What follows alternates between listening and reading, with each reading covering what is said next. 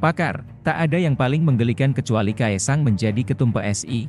Jakarta, CNN Indonesia, pengamat politik dari Lingkar Madani Indonesia Ray Rangkuti menilai terpilihnya putra Presiden Joko Widodo, Kaesang Pangarep sebagai Ketua Umum Partai Solidaritas Indonesia, PSI, sebagai peristiwa politik paling lucu sepanjang September ini.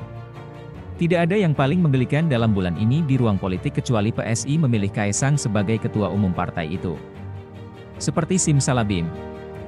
Baru sehari bergabung langsung didapuk menjadi ketua umum.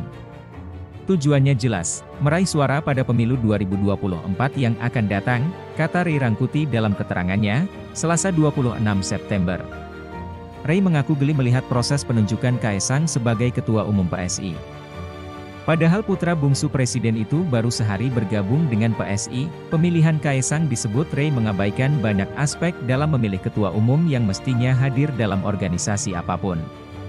Aspek-aspek itu misalnya seperti tata cara pemilihan, waktu, syarat hingga pelibatan anggota partai. Ini seperti orang Mandailing menyebutnya, belum masak tandan pisang, dia sudah jadi ketua umum, kata dia. Karenanya, Ray menganggap PSI kini ibarat perusahaan keluarga. Jabatan Ketua Umum PSI, lanjutnya, digilir bukan karena sederet alasan ideal melainkan demi meraup suara.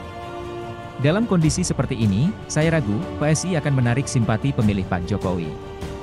Tapi yang sudah pasti PSI menukar hal-hal ideal dalam berpolitik untuk semata mengejar suara.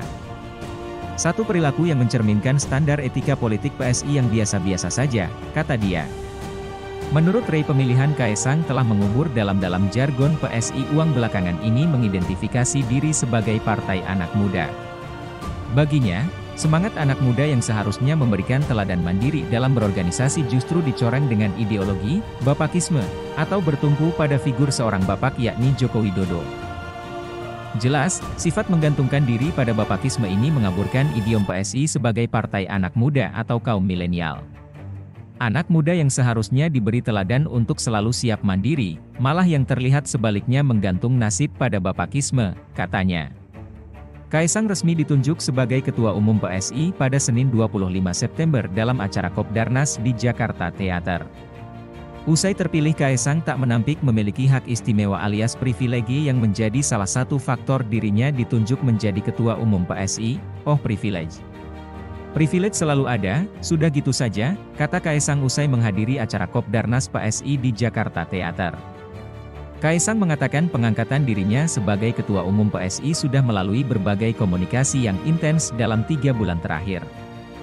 Ia juga menyebut telah meminta izin kepada ayahnya, istrinya, hingga kakak tertua yang juga menjabat sebagai Wali Kota Solo Gibran Raka Buming Raka. Selain Kaesang, PSI telah menunjuk Wakil Menteri ATR, BPN Raja Juli Antoni untuk kembali mengisi posisi Sekretaris Jenderal.